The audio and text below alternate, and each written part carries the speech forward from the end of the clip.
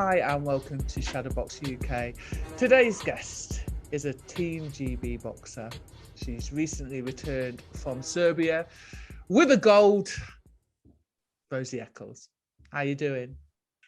Yeah, I'm good. I'm actually, back. I got back end of last week, and I'm actually going out to fight again. Next week, I've decided to get out and box again in Lithuania. So back in camp, and I fly again a week today, or 6 days today. So that's great news, because you did have a long time out, and then all of a sudden you're busy again. Before we get on about Serbia, let's talk about the tournament in Hungary where you nicked a bronze medal. Yeah. You know, after all that time out. Yeah. So obviously, had really serious injury back previous year, February of 2020. Basically, a virus attacked my nerves. Long story short, on the right side of my body, lost all function of my, loads of function in my arm, loads of pain. Wow. And my first spar was then January of 2021, about 3 weeks before the tournament. And they said, "Are you sure you'll be ready?" And I just thought, do you know what? The world qualifier, I need to prove that I'm back. Take every opportunity as it comes. And so I went out to Hungary, and I beat my first fight back. I beat the number 2 in Europe. Wow. My second fight, I stopped the home country, the home nation. And then I fought the world champion in my third fight. It was a brilliant fight. It was close. I actually lost on a split. Some people thought I won. You can't argue. She's the name. And when I stood there, I thought I could have this now. It wasn't to be, but it was a great performance. As much as I had my usual little cry after. It didn't take too long to see the positives from it. So yeah, that was. So let's talk about, you've just brought up the fact that you had been sick. So we had the whole COVID thing, which obviously put everybody out. And then on top of that, you were sick as well, How mentally do you, keep going is number one. And then from sort of that point of getting better, get back into training and get back to that level. Yeah, it was hard, because actually this first 6 months we didn't know what was wrong, and it's actually getting worse, and I couldn't even get myself dressed properly.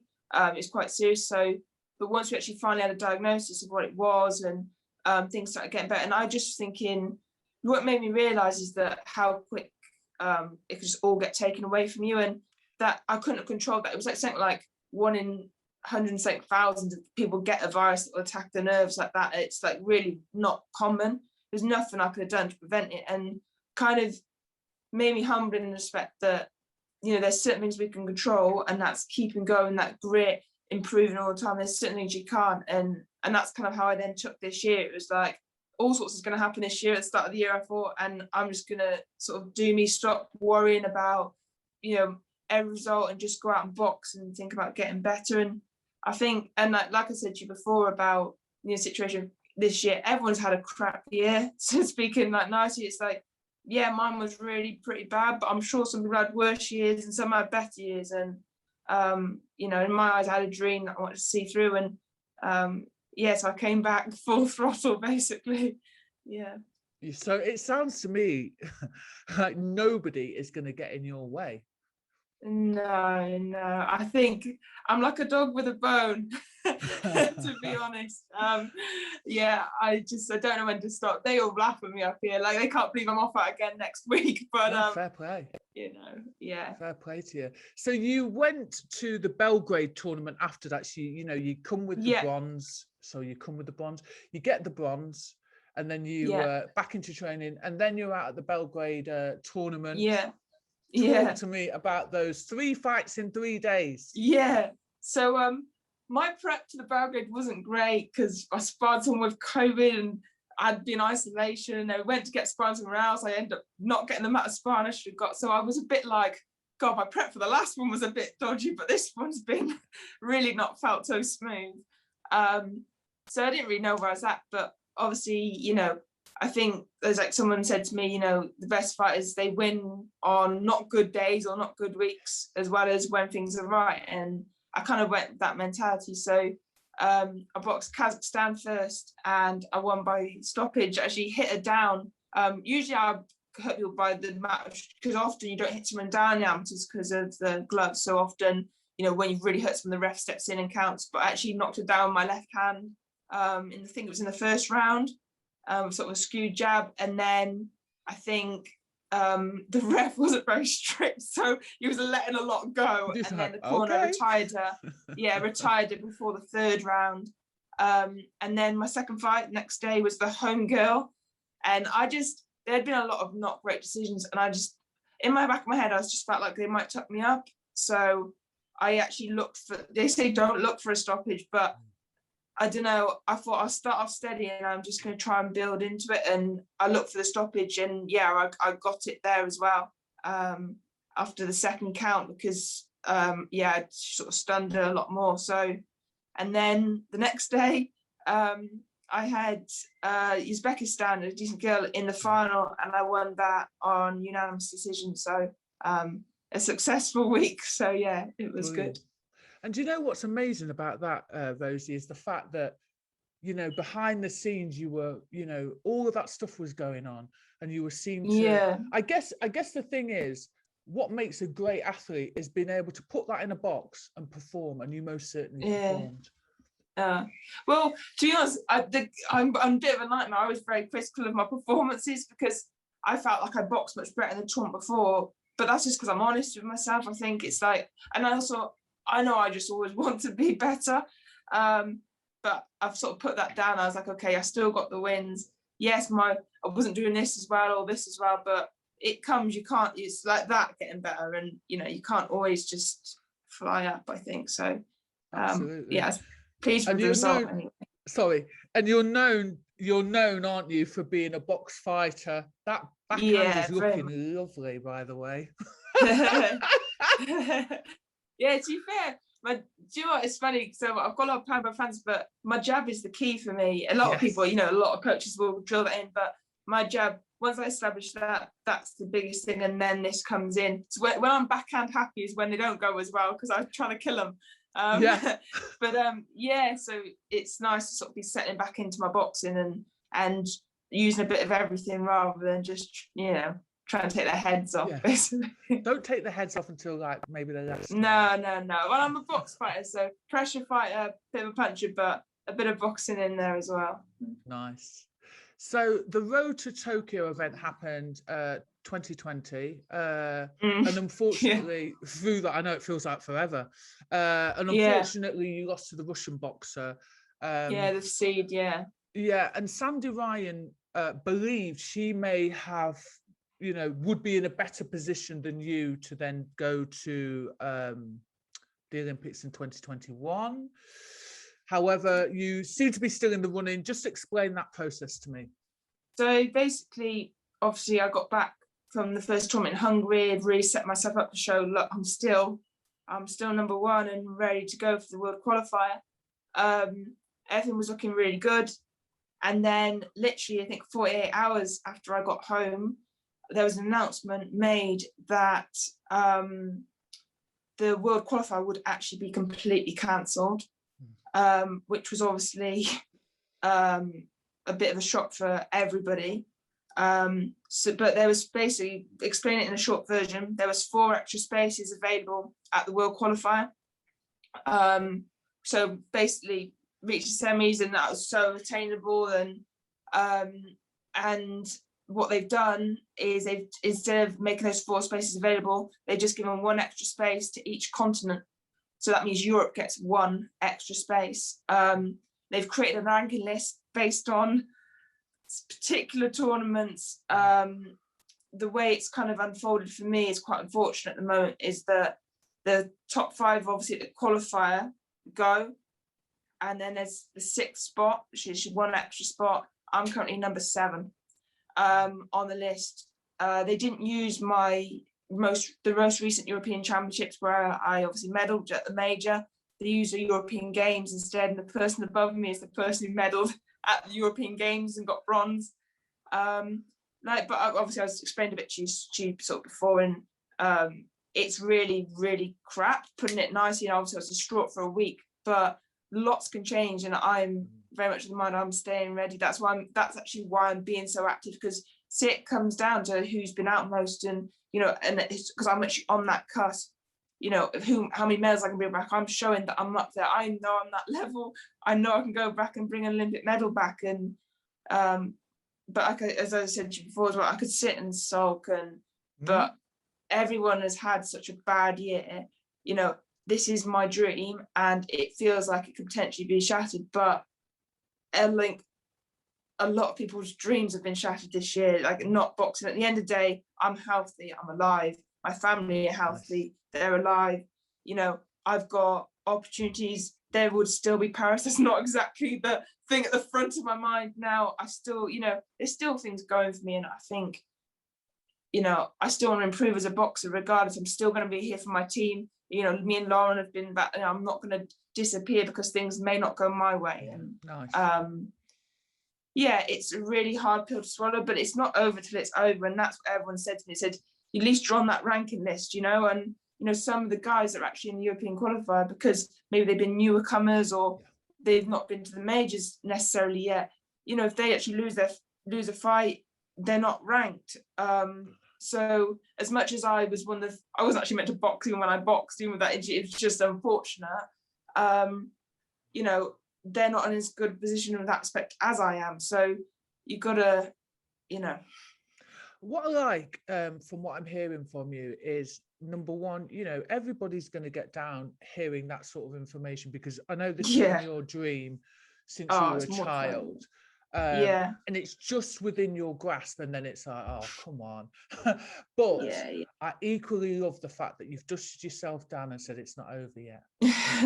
And I think sometimes the stars just don't align, like even the way, and I would never make an excuse, some people might have thought I won the world qualifier. It was the Olympic qualifier. Yes, it was a tough draw. Yes, but if I had just boxed 50% of me, I'd have come away with that fight. And people might say it could have been, it's easy to blame an injury, but maybe it just wasn't my day. Maybe regardless of the injury that I had, or regardless of, maybe it just wasn't my day. Maybe it was her day.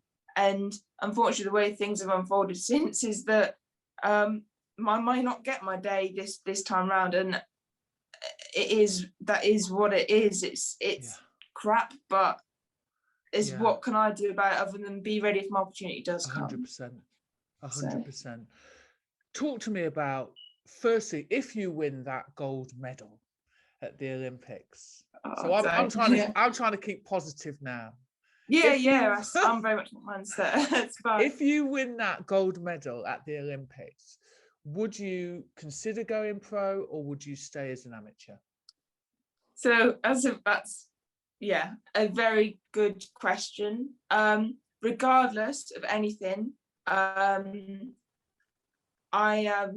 loyalty to the Welsh team as well. I will definitely stay on for the Commonwealths in Birmingham. I want one last Commonwealth game with Colin and with the team, and that's important for me. In terms of the professional game, I don't know if it's there yet in a position where I'd tune over. At the moment, I've got I think I will stay on for Paris. It's really hard to say because everything's so up in the air, and the way I've kind of been speaking lately is Tokyo and Paris. Obviously my style is massively suited to the pro game. It's exciting when I think about it, but actually I think, and this is no disrespect at all to the pro game, and I know it's actually a responsibility of girls to turn over and make that, but at the moment there's great flashes in there that have come through, but the general talent is, people don't realize how hard the amateurs is, how world championships 5 fights, and they're all because I actually give a lot of women, they're massive, these tall rangy girls, there's a bit of everything in there. Like I feel like every one of them would be like a world title fight professionally, and I can go and win the world titles, but then what? And for me, I want to be the best fighter, I can be the best boxer I can be in. As much as it massively would excite me with lighter gloves, I'd also want 3-minute rounds. So I'd be like, 12 threes, please. But, you need the money for the 12 threes first. Pardon? You guys need to get paid for the 12 threes first. don't be just boxing them without the money. No, definitely not. I can't afford that. Yeah, exactly. I don't think any of the girls can. Just going back to what you've just said, you know, I totally respect that, and I respect your honesty. That being said, do you think the pro scene has changed since the transition of many amateurs, top amateurs? And I'm not just talking about Katie Taylor, although, Yeah, you know, she was a flag bearer for the pros, amongst others.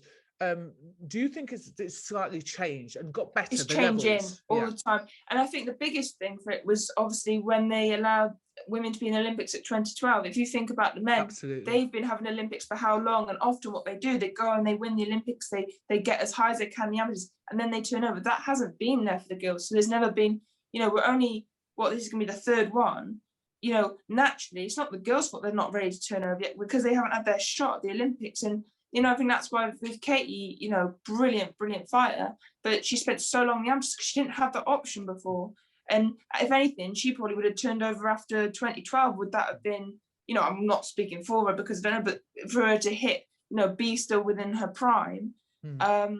So like, yes, it's definitely changing, and I think it's definitely growing. I'm not sure it always gets the right publicity, but I do think it's only going to get better. I don't think it's there yet, but is anything there yet? So Yeah. So with that said, is it quite annoying for you as a world-class amateur to hear in the media that yeah, women's boxing is booming? That seems to be the statement that keeps getting yeah, it's know. because of where it comes from as well. It's because people, obviously we've talked about this before now, but like people are seeing like Katie Taylor, right, massive flag bearer of the sport, but she was probably in her prime 4 or 5 years ago when she was, you know, and she was and she was brilliant. And I think a lot of girls have actually turned over. Not all, a lot of them have actually also had their prime, and they've been fighting these levels for actually sometimes higher levels for a long time. And to say that British boxing, women's boxing is booming now, well, it's just some of it is on show, and I don't even know if always it's the very best of the women's boxing on show.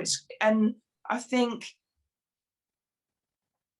I don't get frustrated because I think it's still good that, you know, it's getting that. But I also think maybe it'd be nice if there could be a bit more attention through the amateurs, through the pro, and a bit more of an understanding of where we are actually at, rather than just seeing what's put on. And, you know, that's not people's fault because they're only seeing what's there. And yeah, it's a strange one, definitely. Yeah, it's one that kind of, you know, it always I don't know how to explain it. Yeah, I'm going to just say it. It kind of annoys me when I hear that statement, having been involved in amateur boxing for so long and seeing so much talent out there. And it's almost like you guys don't exist. And that's... And I do think it's growing and it's developing. So to say women's boxing is getting better and better, perfect statement. It is. It's getting better and better. That would be the thing to say. And, you know, not everyone necessarily gets it right, and maybe they don't always say what they mean, but, you know, where it is now, I'm hoping if it's booming, things can't boom constantly, you know, but they can grow, and it's getting bigger and it's getting better, and people are getting more talking about it.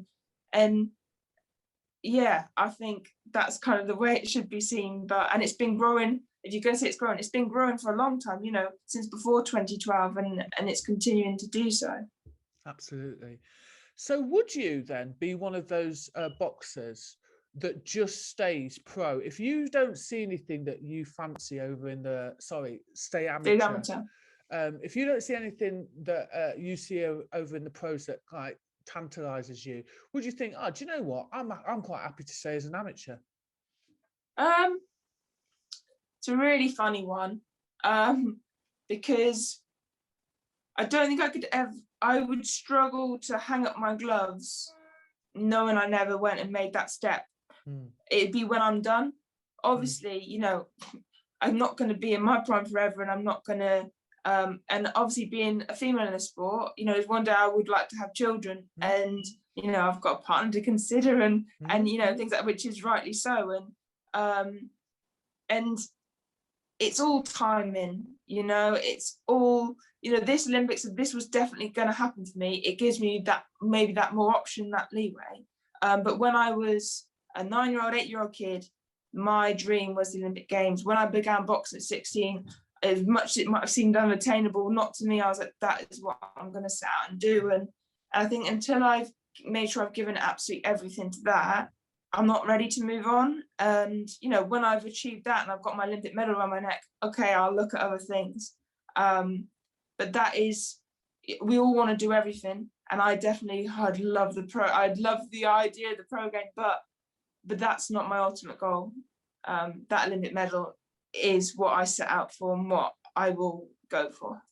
Nice. First and foremost. So in terms of, let's say, the last 2 tournaments, but let's say, I'm not trying to put words into your mouth, but the prep wasn't, they didn't go smoothly. Let's put it that way. Oh, no. So with hindsight now, have you had a chance to review your fights? And if you've had a chance to review, what do you think? Yeah, actually, I love what I did there. And the other stuff that you want to work on. So actually, I've got my review tomorrow for my tournament that's just gone. So I can't say I've reviewed that. You haven't had the footage yet. But the first one, yeah, looking back at that, to say I'd come back after that year out, I was actually boxing better than I've boxed for a long time. I think so I've actually got a bit more balance now. I'm actually allowed to spend a bit more time in Wales and time up here, which really suits my style of fighting, and having that consistent contact back with Colin and GB, I need both. It's really worked well for me, and I've kind of settled into my boxing better than I have for a long time. Because obviously, you know, when you come back on GB, it throws everything out the pan because so many different things, new stuff, different.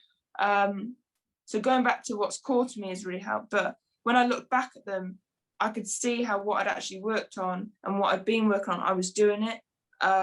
You know, my defense was better, my range was better, my jab was key. My backhand, since coming back, it comes out a bit, but even that was coming better. And timing, I could just see so many things. Don't get me wrong, it doesn't mean there wasn't things I could do better, but in the first fight, actually, I kind of was on the money for that fight in terms of tactically. Like, I did everything that I intended to do, and it's not often I'd actually say that. Yeah, and that was a great tournament for me. It was a great learning tournament. It was a great proof to me, because I'm very critical. Don't get me wrong, I got out the ring and I win and I'd be, I should have done that better. But I watched it back and I settled down. I was like, okay, you did that well, and let's do more of that. And that's maybe why I'm more critical of this tournament. I won the gold, but I actually didn't think I did things as well as I did in the last tournament. So I'm my own worst critic, but I can live with that now, and I can settle with it. Go, okay, but you know, regardless of that, you went out and you got the wins, and that's what it's all about. You know, you've come away with 2 medals, 1 bronze, 1 gold. In the quiet times, you must think, God, you know what? If I can go through all of that and come out the other end with those 2 medals, I'm going to win in the Olympics. Yeah, no. I'm funny like that. I'm a really funny character like that. I don't often give myself a pat on the back, and I now really appreciate each experience and like how I progress. But like I really enjoy what I do. But I look forward more, like I can see what I need to do better. Not in a way like, oh, that needs to be better now, but sometimes I'm like that. But you know, I can just see it gives me a structure to work from and to go on. When I go back in the gym, like, I think in my head, like, okay, that wasn't perfect, or that was actually not that good, and okay, you need to work on that. And that becomes, I quite like that. The tournaments feel my focus, because you can spar all you want, but the pressure isn't there. You've not got the ref, you've not got some, you know, I might in the final, I had this opponent she just wanted to hold and spoil, and you haven't got someone who's trying to, you know, like the Russian I boxed, for example, in the European qualifier, she did not win by boxing. She spoiled, she ragged my head, she spoiled everything, and I thought, I'm not letting someone do that to me again. Like yes. It wasn't, she couldn't even say she won it, because you couldn't say, it was just a horrible fight. But that's the responsibility of a boxer to go, okay, but I was another person in there, I could have sorted that out. And yeah, as you said, go back to what you said, I don't really think, oh wow, I've got this, because I see these as like preparation. Like next week I'd go out to Lithuania and I could box terrible and I could not medal, or I could come back with a gold, but I'll still, whatever I go away and whatever happens in this tournament, I'll learn from it and I'll take to the majors. Like these tournaments with me are prep for the World Championships, for the Olympics, for the majors. That's what they are. That's why I'm going out. I never got to these 100%. I've probably been like, first one maybe I was 75, 80. This last one I've probably 70 at a push. Wow. But that's not the point. When I peak at the major and I've got all this learning, that's when I expect to go. To fly. I'm going to be honest, the last thing that I really wanted to talk about is the fact that, you know, loads and loads of people throw around inspiration, but I did want to touch on, because I do think you're inspirational, and I do think especially no, it's true, and also I think that especially in a time where there's a kind of divide in terms of how female boxers should conduct themselves outside of the ring. I know what's well, that's a debate for another day. But what I wanted to do is concentrate on you and the fact that not only, you know, were you boxing, training hard, you also studied for a master's, didn't you? At the same time. I did. Yeah, so before I actually got onto GB, when I was full-time in Wales, so I used to work 20 hours a week as well, because obviously when you're in Wales, they don't have the funding that you have up here, and at that time there's only 3 Olympic weights for women, and I was boxing 64, and there was a 15-kilo gap that I was in the middle of, so I couldn't come on to the British programme. So I was working and I was studying full-time while training full-time with the Welsh team. So I did that, completed my undergrad. And I was like, and because I got offered basically a bit of a scholarship for my master's. So I was like, do I just do it and get it all done so when boxing finishes? And obviously the first year of my master's, I was still in Wales, and that was the year of the Commonwealth Games. And that was hard work. And then the second year was actually my last year, I was on with GB. So I don't know how I completed my master's, but yeah, full time I finished it. And I suppose I don't often say I'm proud, but I am proud. It was really challenging trying to get it all done, but it's there now. You know, when my day is done in boxing, I can go back to that and see if I can make a career out of that, or it might have just given me other skills for something else I end up doing. I think no one can say if they're pitted against you, Rosie, that they work harder than you. Oh, that's very kind. Nobody can say that. Listen, I hope, number one, thank you very much for giving us your time. That's all right. I really hope, fingers crossed for you, that everything works out and that you go to 2021, please God. Me too. You deserve it. You really deserve it. What's for you will, you know, come to you. Yeah, what will be. And, you know, just keep going in the meantime, isn't it? I think is the best way to go. Thank you very much for your time. No worries. Thank you. Bye-bye.